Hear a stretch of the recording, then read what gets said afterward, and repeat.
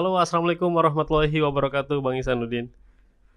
Waalaikumsalam warahmatullahi wabarakatuh. Sehat di pagi hari ini kabarnya, Bang ya? Insya Allah, amin, amin. Insya Ya Rabbal Allah. Alamin. Baik, Bang Ihsanuddin, kita di pagi hari ini akan menyoroti beberapa hal, di antaranya ini ketika Luhut akan menjalani misi perdamaian dalam rencana pertemuannya dengan pimpinan Uni Emirat Arab dan juga Kerajaan Saudi Arabia ya. Rencananya akan bertemu dengan MBZ dan juga MBS. Wah, Sang Pangeran Muhammad bin Salman. Ini kami dapat satu beritanya ketika Luhut mengatakan ini dalam pertemuannya, kunjungannya ke PBNU.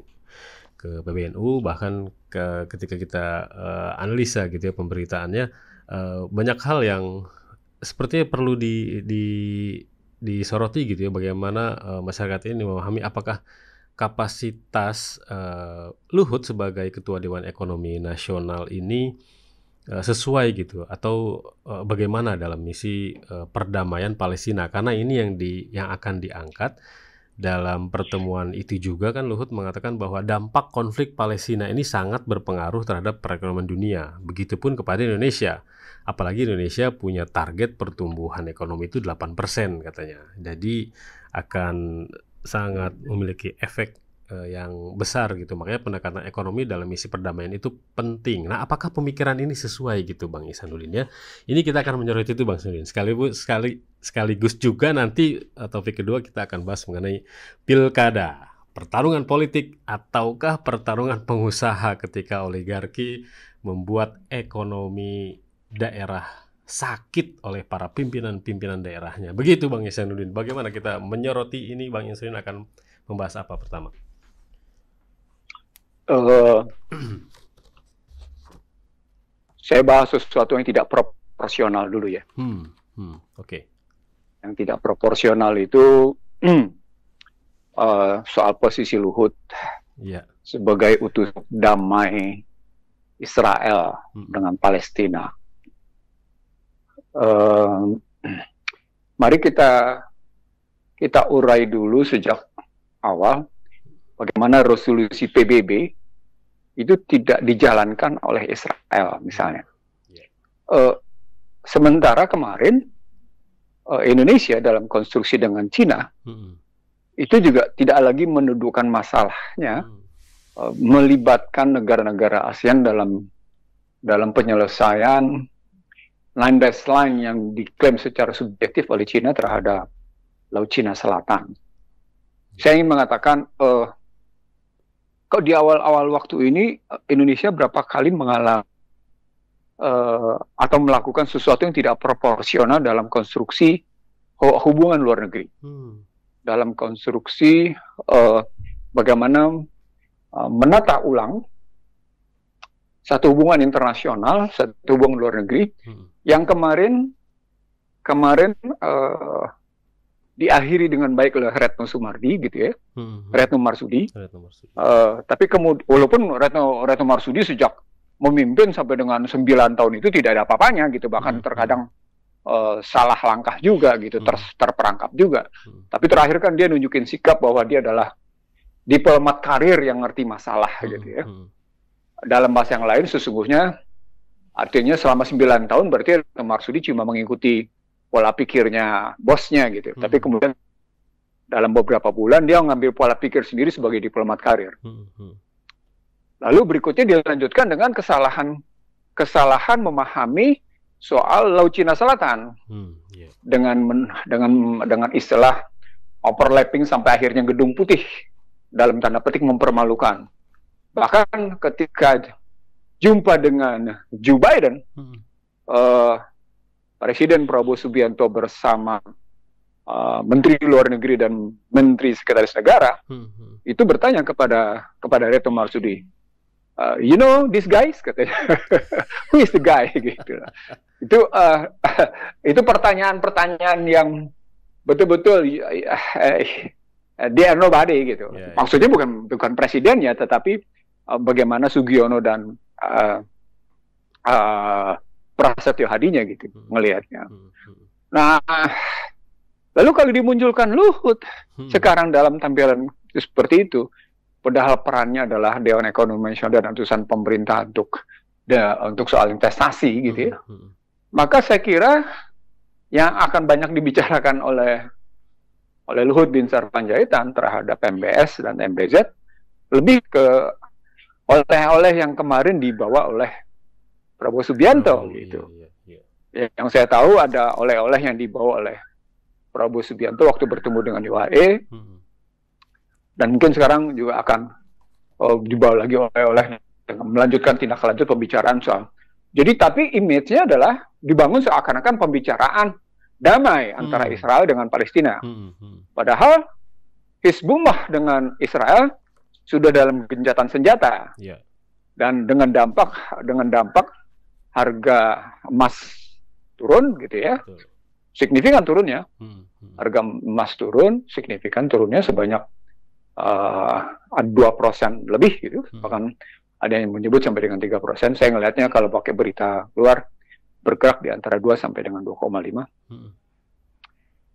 Berpengaruh juga ke harga minyak, dan itu berpengaruh juga ke indeks dolar gitu.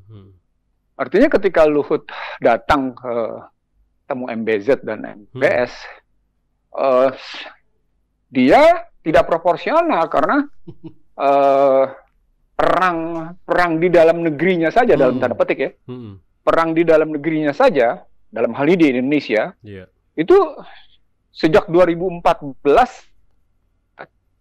tuntas, tidak pernah selesai. Tidak pernah tuntas. Jadi artinya kepemimpinan sejaknya namanya Presiden ke-7 hingga ke Presiden ke-8 itu tidak pernah berhasil memunculkan satu kondisi social trust and political trust gitu. Dan itu ditandai dengan bagaimana pilkada, untuk masuk ke pilkada besok 27 November, itu diikuti dengan isu titipan-titipan gitu. Titipannya Joko Widodo sama dengan titipannya Prabowo Subianto. Sehingga keluar isu jangan pernah memilih calon gubernur atau calon bupati yang merupakan titipan itu. Maka keluar surat sebagai ketua umum Gerindra. Dan itu menjadi tertawaan banyak pihak untuk menunjuk bahwa posisi salah satu, kita sebut aja langsung, posisi Ridwan Kamil sesungguhnya, Ridwan Kamil dan Susmono sudah dalam posisi terjepit, posisi terpojok, dengan persoalan jandanya, dengan persoalan penghinaan terhadap Nabi Muhammad gitu. Ditambah lagi dengan mereka kedua-duanya tidak punya KTP. Ditambah lagi dengan isu tentang bagaimana Jawa Barat di bawah Ridwan Kamil sesungguhnya punya masalah gitu. Dan sebagian orang Jawa Barat menyebut, kok ini sesungguhnya bukan isu baru, karena waktu yang bersangkutan mimpin Jawa Barat, mimpin Bandung, saya kan yang turun. Jadi saya tahu persis gitu ya, saya mengerti gitu situasi bagaimana Ridwan Kamil. Nah, munculnya surat ini menunjukkan bahwa social trust, political trust di dalam negeri itu, begitu juga kasus Jawa Tengah, kan seru kan? Seru. Bagaimana Lutfi seru bener gitu. Pada saatnya sama Jawa Timur juga pada saatnya sama, Medan juga begitu gitu. Jadi ada beberapa provinsi yang kayak gitu. Itu kan nunjukin bahwa political distrust di Indonesia masih terus berlanjut. Bagaimana mereka mau bicara tentang perdamaian kalau di dalam negeri? Saya jadi teringat wajah Donald Trump ketika menerima Luhut bin Sarpanjaitan. Wajahnya gimana itu? Jadi di era pertama Trump sebagai presiden, itu upaya diplomasi dengan Amerika dibangun beberapa kali gitu. Yang saya ingat 4 kali. Yang keempat kali baru Luhut diterima oleh Donald Trump dengan biaya lobby ya. Ada biaya lobby yang dikeluarkan. Kalau saya tidak salah biaya lobbynya sampai $80,000 kalau saya nggak salah gitu ya.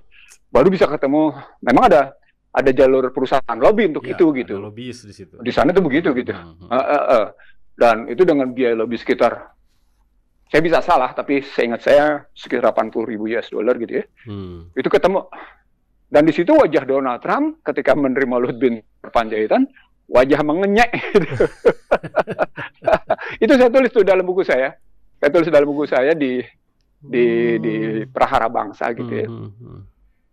Karena Donald Trump itu mempengaruhi situasi global climate change, Donald Trump itu mempengaruhi situasi COVID, Donald Trump itu mempengaruhi perang dagang, Donald Trump itu mempengaruhi perang ICT, Donald Trump itu mempengaruhi do you want to do terhadap Benjamin Netanyahu gitu ya. Bagaimana Luhut akan bisa bicara perdamaian kalau sebenarnya Donald Trump menyatakan, Benjamin, Netanyahu silakan lakukan apa yang lo mau lakukan, kita bekak habis, gitu ya. Dan sementara yang namanya keputusan ICC di Belanda itu untuk menangkap Benjamin Netanyahu dilawan habis-habisan oleh Joe Biden gitu. Jadi Anda mau lawan apa gitu? Anda mau mendamaikan kayak gimana gitu?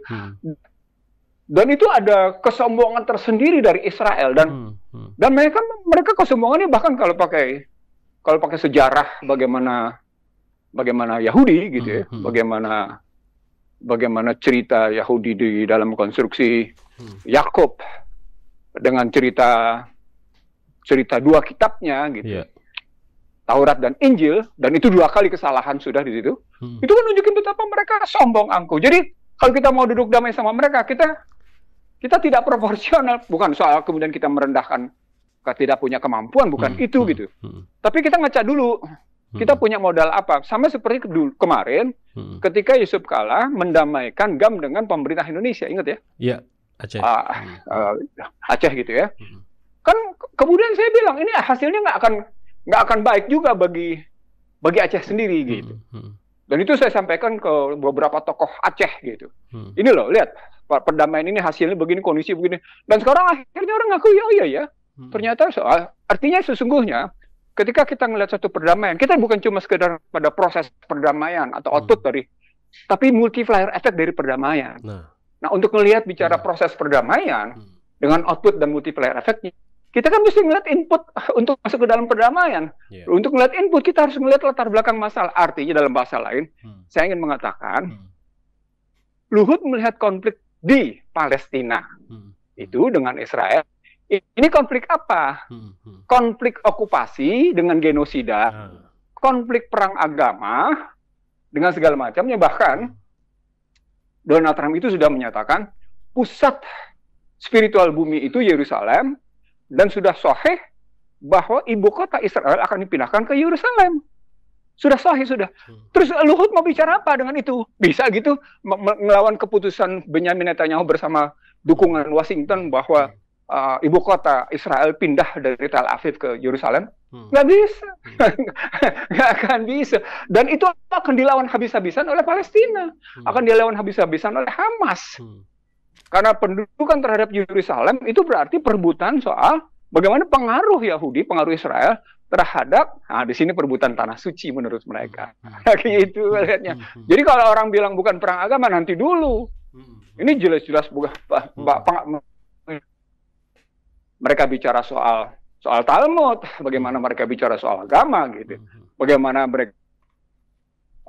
mereka ingin melawan 2 kali kesalahan itu tidak pernah bisa diperbaiki dan akhirnya akan jatuh sanksi, akan jatuh vonis bagi mereka. Itu mereka tahu persis, itu Al-Quran gitu. Itu itu yang saya maksud sebagai struktur masalahnya, ngerti nggak gitu. Tapi dari struktur perang agama, Indonesia struktur masalahnya paham sebenarnya gitu ya.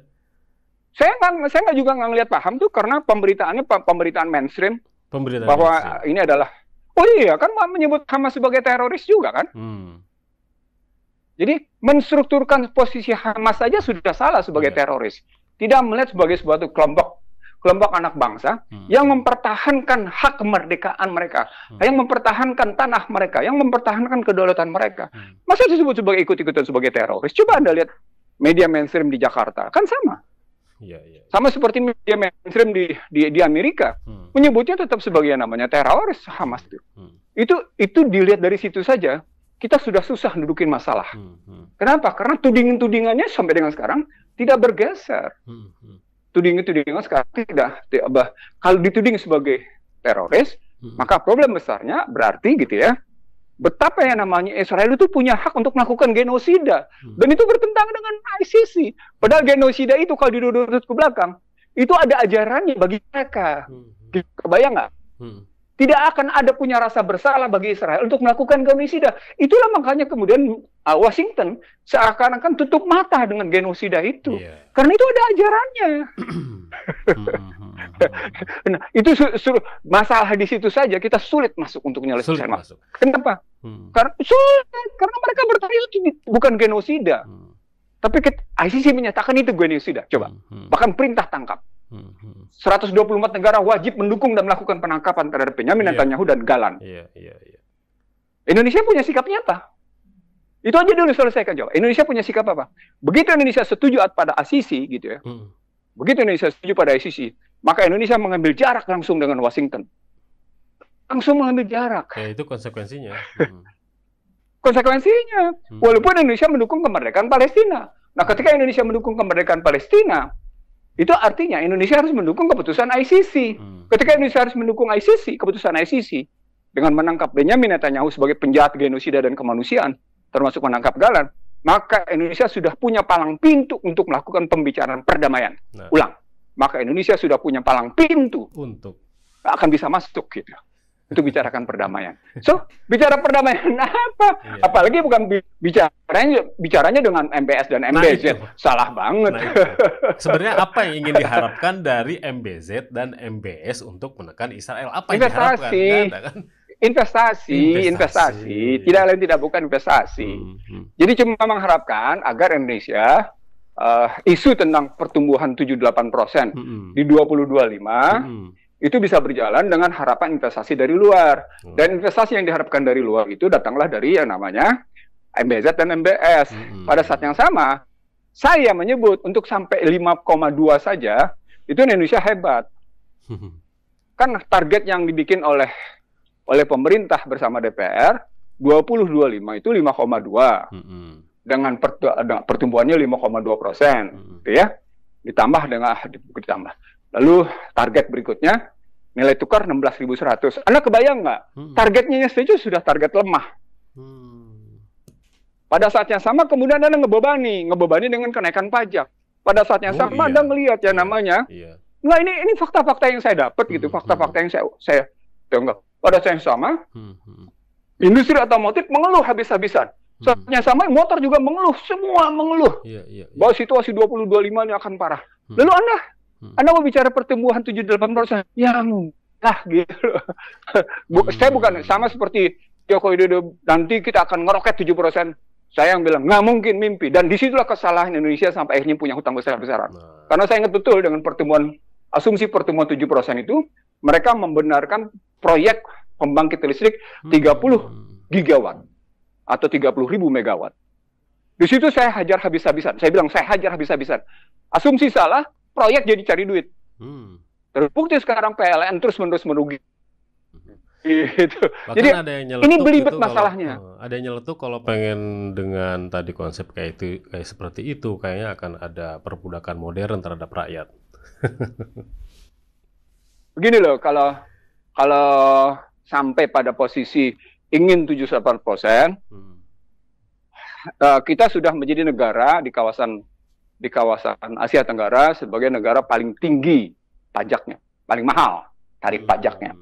Tarif pajak itu cuma salah satu indikator apakah satu bangsa berbuat adil terhadap rakyatnya. Apa indikator adilnya? Karena indikator berbuat adil di balik pajak adalah seberapa besar hak rakyat atas hak nih, bukan bicara dan kewajiban ya. Hak rakyat atas kedaulatannya, kemudian kewajiban rakyat membayar pajaknya, itu kembali menyejahterakan. Nah, ternyata saya dapat kenal. Ternyata yang saya omongin sejak 2009 hingga hari ini, yakni deindustrialisasi, itu baru diakui oleh semua orang. Saya senyum-senyum karena saya ngomongnya 2009. Jadi dalam sebuah konferensi pers, gitu ya, bersama Rijal Ramli dan kawan-kawan, gitu ya, saya menyebut dua hal. Pertama, ini ada Rijal ngomong deindustrialisasi, tapi saya bilang ini deindustrialisasinya akan berjalan lamban, tapi tetap akan terjadi deindustrialisasi. Dan sekarang orang membenarkan. Kebayang nggak kalau Orde Baru bisa bikin pertumbuhan kontribusi industri 29%, Di era Joko Widodo sampai dengan posisi terakhir hanya 19,28.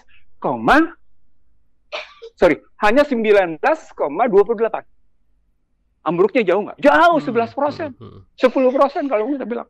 Itu deindustrialisasi dari 2009 loh. Iya. Dan itu mungkin menguat ketika di era yang namanya Joko Widodo. Nah sekarang kita mau bilang, Anda mau, itu indikator pertama. Indikator kedua tadi soal industri otomotif. Indikator ketiga lalu soal yang namanya deindustrialisasi dikasih juga Purchasing Manager Index gitu, PMI yang 48,9. Indikator ketiga jatuhnya kelas menengah. Indikasi berikutnya deflasi berbulan berturut gitu ya. Indikasi berikutnya bagaimana standar kehidupan 1.020.000.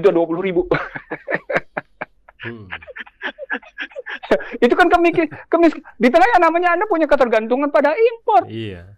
Import itu tesisnya tidak pernah melahirkan stabilitas harga. Tidak pernah ya. Dan karenanya nggak pernah. Karena itu Joe Biden bicaranya pada Prabowo Subianto sebagai mendukung ketahanan pangan Indonesia. Konsepnya ketahanan, bukan kemandirian, bukan kedaulatan. Tapi ketahanan. Di tengah saya yang seperti cuma ketahanan aja. Kalau padahal levelnya kedaulatan, biasanya babak belur terus ya kalau bertahan tuh.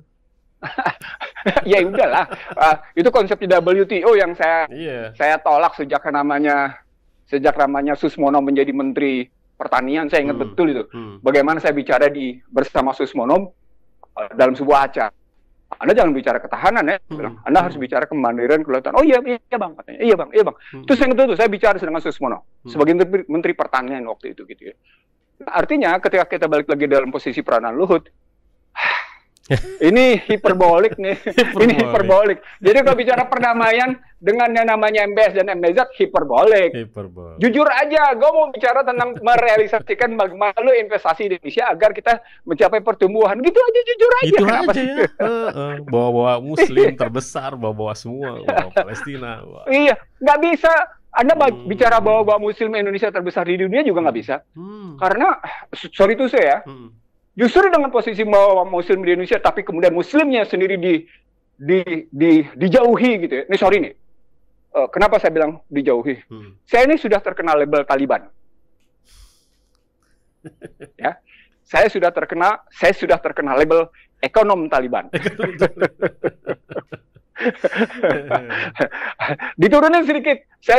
Yang ngomong saya ekonom Taliban bukan orang biasa loh. Sejumlah ulama bahkan yang dekat dengan kalangan sana menyebut saya sebagai ekonom Taliban. Tapi saya juga sudah dikenal sebagai ekonom kanan. Ngerti maksudnya ya? Bahkan ekstrim kanan.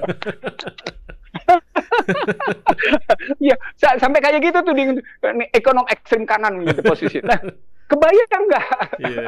Nggak. Saya ingin mengatakan begini. Kalau sudah yang namanya ada tudingan-tudingan, itu menggambarkan bahwa sesungguhnya pemikiran-pemikiran yang datang dari Islam itu dijauhi. Dan terbukti, keberhasilan mereka menjauhi, terbuktinya apa? Nilai tukar tidak pernah menguat. Dan itu yang selalu saya bilang pada yang namanya lapangan banteng dan yang namanya air muncrat. Gue kan nggak bicara apa-apa sama lu, gue bicara cuma price stability. Dampak dari price stability itu nggak apa? Deindustrialisasi. Salah satu model deindustrialisasi adalah kepastian biaya dengan melihat pada nilai tukar. Ketika Anda sepenuhnya bicara ekonomi terbuka, maka sesungguhnya Anda sedang menyatakan bahwa tidak akan ada kepastian yang tinggi pada struktur biaya. Kenapa? Karena Anda mengimpor. Nilai tukar tidak pernah stabil. Mati mereka digituin. Itu kan pendekatan moneter, fiskal, dengan pendekatan mikro. Yang mereka tidak pernah bisa jawab. Gitu ngelihat. Enggak. Jadi, ya dituding mereka kayak gitu, ya wajar aja kalau kemudian saya disebut sebagai Taliban. Karena itu jantungnya. Dan mereka tahu persis bagaimana saya menggugat Undang-Undang 2499 lalu lintas nilai tukar yang mendasarkan diri sebagai nilai tukar bebas, dan Undang-Undang 2507 tentang penanaman modal yang saya sendiri dilarang melakukan tindakan-tindakan bagi kepentingan kedaulatan ekonominya. Dalam undang-undang itu, siapa itu kerjaannya? Ya sejumlah orang yang ada sekarang di kabinet. Gimana coba? Terus mau bicara nggak bisa lah, mustahil itu. Gitu lah, nggak kalau bicara. Jadi kepergian Luhut ini sebenarnya kepergian untuk memastikan bahwa UAE dan MBS akan membantu Indonesia untuk pertumbuhan ekonomi sih ya. Gitu. Saya ngeliatnya gitu. Kita lihatnya di situ ya. Ini juga nanti akan terlihat bagaimana pertumbuhan yang digadang-gadang oleh pemerintah dipengaruhi nggak akan tercapai. Nggak akan tercapai. Lalu jadi, juga apakah akan dipengaruhi juga Rasio duluan yang menyatakan. Rasio duluan. Minggu lalu bahkan saya bilang, Rasio duluan yang menyatakan bahwa gagas tentang pertumbuhan 8% di 2025 adalah mimpi di siang bolong. Mimpi di siang bolong. Nah, apakah akan ada pengaruhnya dari pilkada yang akan dilaksanakan besok, Bang Ihsanuddin, ketika pertarungan politik dan pertarungan pengusaha malah membuat rakyat sulit oleh perilaku para elit? Wah, ini kalau kalimat-kalimatnya wartawan bikinnya begitu. Oke. Saya sejak 2004, pemilu 2004, hingga ini tidak pernah menggeser tesis saya. Bahwa ini adalah demokrasi korporasi. Jadi dalam sebuah presentasi di sebuah hotel di Jakarta Pusat, di kawasan Lapangan Banteng, saya menyebut bagaimana format intervensi asing ke dalam sistem ekonomi, politik, dan sosial di Indonesia. Yang saya ringkaskan dengan model demokrasi korporasi, yang menunjukkan betapa yang namanya korporasi menentukan berbagai hal, lihat berbagai jalurnya. Nah, itu saya mulai dengan tuntutan Barat, agar Indonesia memberikan kebebasan perusahaan asing beroperasi, sejak KMB. Disohihkan oleh yang namanya Soeharto lewat Undang-Undang 167 penanaman modal, disohihkan kembali oleh yang namanya B.J. Habibie dan seterusnya oleh presiden-presiden yang akan datang, dan difinalisasi oleh Joko Widodo melalui Undang-Undang Cipta Kerja dan Undang-Undang Kesehatan. Dan kemarin dinyatakan oleh yang namanya Prabowo Subianto di APEC dengan menyatakan pendidikan dan kesehatan adalah terbuka untuk investasi asing. Itu korporasi. Itu pendekatan korporatif. Itu bukan pendekatan pasal 33. Gitu ya, kalau ngelihatnya. Kalau pendekatan demokrasi korporasi, kalau pendekatan demokrasi korporasi, maka korporasi akan habis-habisan berperan untuk mempengaruhi satu pilkada. Mereka akan keluarkan dana. Karena bagi mereka, lebih baik beternak politik daripada beternak sesuatu, gitu ya, pakai istilah teman-teman gitu ya.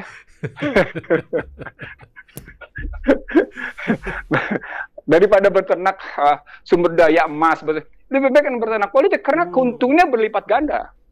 Nah, salah satu bentuk keuntungan berlipat ganda, situasi bagaimana sejumlah korporasi memperoleh kebijakan-kebijakan pemerintah yang luar biasa legitnya.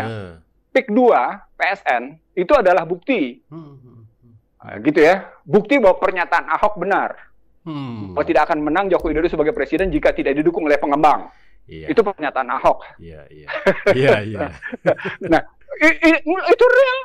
Dan itu secara terbuka benar gitu, terbukti. Dan kita tahu bahwa yang namanya para korporasi akan membiayai habis-habisan, kalaupun tidak bermain pada APBD dan APBN, mereka akan bermain pada konsesi. Nah, salah satu wujud konsesinya adalah misalnya penempatan satu kawasan menjadi kawasan ekonomi khusus lewat keputusan presiden atau lewat PP. Itu bisa diruntun semua, bisa dilihat semua. PSN misalnya. Nah, saya ngelihatnya, kalau korporasi sudah seperti ini, maka sesungguhnya yang mengambil kedaulatan rakyat bukan hanya partai politik, tapi sudah korporasi. Itulah yang disebut dengan pembajak kedaulatan rakyat. Pembajak. Tetapi pembajakan ini sesungguhnya disebabkan oleh, gitu ya, disebabkan oleh pasal 6A ayat 2. Dibenarkan oleh pasal-pasal lain dalam Undang-Undang Dasar 2002, hasil amandemen Undang-Undang Dasar 45. Jadi sistemnya memang dibenarkan. Dalam bahasa yang lain, sistemnya sudah rusak. Itu makanya saya sebut sebagai demokrasi korporasi. Bahwa sistem ini dibenarkan secara konstitusional. Sistem ini dibenarkan secara perundang-undangan. Nah, kalau sudah dibenarkan kayak gitu, ya akan kita lihat. Wajar kalau APBN 22 tidak berani menurunkan Gini rasio. Ulang. Kalau Anda saksikan bagaimana target Gini rasio di APBN 2025, itu kelihatan bahwa pemerintah sendiri tidak punya prestasi apa-apa untuk menurunkan tingkat kesenjangan. Kebayang nggak? Jadi ada pesan dari pemerintah sendiri. ya kami gagal dalam persoalan kesenjangan. Apa indikatornya? Anda menetapkan target Gini rasio yang tetap tinggi, yang tidak bergeser, 3,82. Walaupun 3,82 saya bilang sesungguhnya 0,42. Gitu loh. Kalau dilihat dari aspek itu gitu. Sementara si korporasinya makin berdaya. Karena sumber daya dikuasai oleh mereka. Nah, itu hasil pemilu, itu hasil pilkada. Karena itu orang kemudian berkampanye habis-habisan. Jangan memilih cagup yang merupakan titipan. Gitu. Ada cagup yang menghadap, ada cagup yang wah macam-macam. Ada cagup yang gigi palsunya copot. Ketika berkampanye, gigi palsunya copot. Wah, macam-macam deh. Ada cagup yang bicara soal janda, ada cagup yang bicara soal bagaimana janda kaya menikahi seperti wah udahlah nggak bagus ceritanya. Ada gitu. Cagup yang buka-bukaan tentang money politik ya. Iya, jadi dan lagi kita lihat, saya dilaporin sama teman-teman. Ini namanya money politiknya, ini luar biasa. Sama seperti bansos kemarin pada Pilpres, ini juga luar biasa. Bahkan calonnya tidak hadir pun, bansos tetap dibagikan di satu kawasan. Gimana tuh ceritanya tuh? Yang penting barangnya deh, orang yang nggak ada juga apa-apa. Waduh. Jadi pertanyaannya begini, kalau yang namanya jabatan dibeli kayak gitu, berarti jabatan nanti juga harus membayar. Gitu. Nah, membayarnya dengan apa ya? Dengan kalau tidak dengan APBD ya dengan konsesi. Gitu. Iya. Berarti undang-undang amandemen 2002 itu yang melanggeng yang memberikan. Kecil enggak suaranya kecil. Iya, gimana sekarang? Oke, bagus. Apakah amandemen undang-undang 2002 itu juga yang membuka pintu lebar gitu ya supaya oligarki ini masuk ke partai, ke birokrasi, bahkan ke peradilan? Apalagi media gitu ya, medianya sudah media partisan semua. Saya pernah presentasi di berbagai kalangan, studi banding biaya politik yang dimunculkan oleh korporasi terhadap kampanye pilpres di Amerika. Presentasi saya terakhir menyatakan biaya lobby biaya kampanye ya, biaya kampanye korporasi-korporasi besar di Amerika, terakhir itu angka saya 3,8 miliar US dollar lebih, gitu ya, 3,8.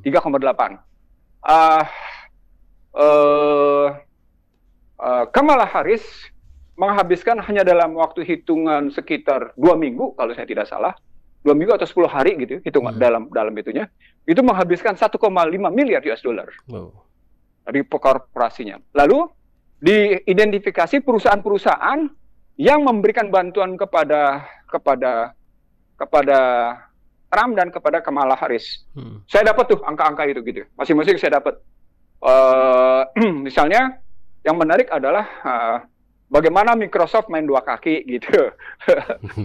Bagaimana Pfizer mainnya kemana, lalu AstraZeneca mainnya kemana, dan General Motor mainnya kemana, Boeing mainnya kemana gitu ya, Lockheed Martin mainnya kemana, itu dibuka semuanya, ada angka-angkanya semua. Apa artinya?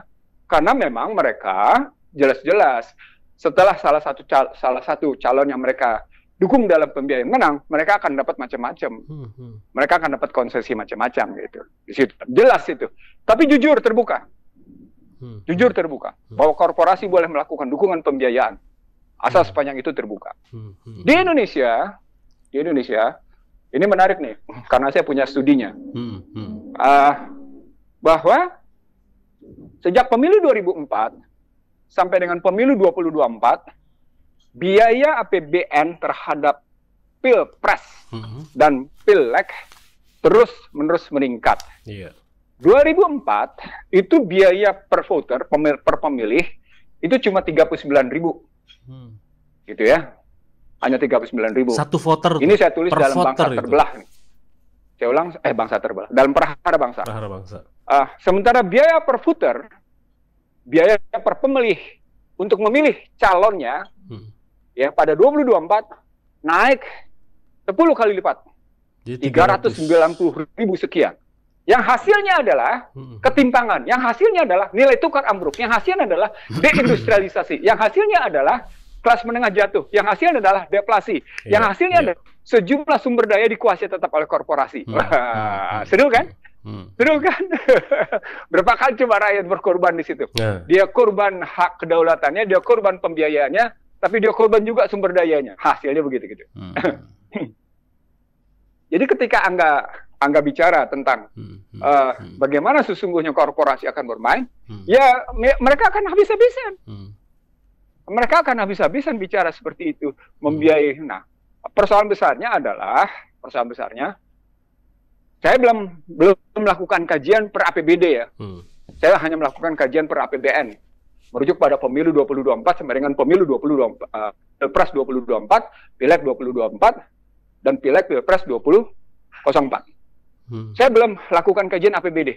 Kebayang nggak kalau itu kemudian juga saya lakukan kajian berdasarkan APBD?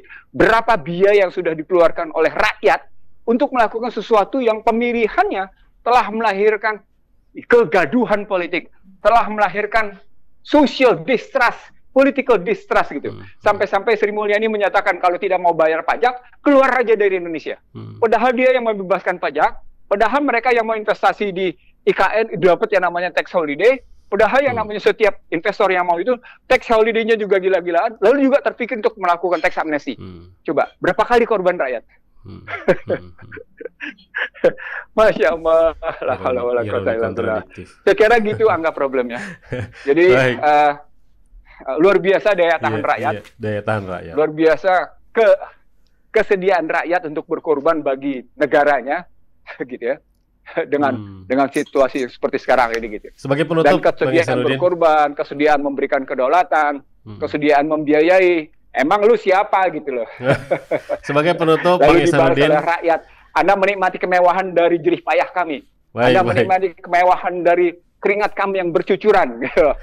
Sementara Anda menggunakan mobil mewah, rumah mewah, dan segala macam mewah. Gitu. Nah, itu. Sekaligus memberikan hak kami kepada korporasi. Wah, dahsyat itu enggak. Bang Ihsanuddin, sebagai penutup, Bang Ihsanuddin, jadi bagaimana di tengah-tengah demokrasi korporasi ini rakyat jangan selalu menjadi pelengkap dan penderita?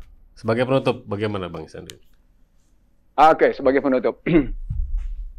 Karena saya menulis reformasi berbuah krisis konstitusi sejak 2004 ya. Undang-Undang Dasar 2002 difinalisasi, disahkan pada 10 Agustus 2002.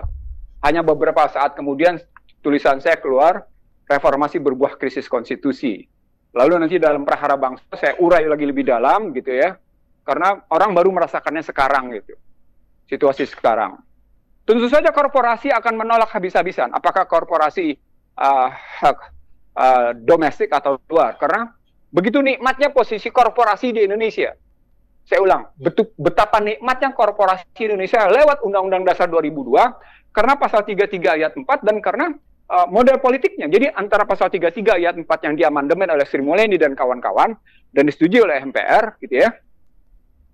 Berhubungan dengan sistem politik yang dibangun oleh pasal 6A dan soal pemilihan langsung presiden, soal pasal 4 bagaimana presiden sebagai penguasa tertinggi, bagaimana pilkada berlanjut, maka seharusnya kita sadar kita harus kembali ke Undang-Undang Dasar 45.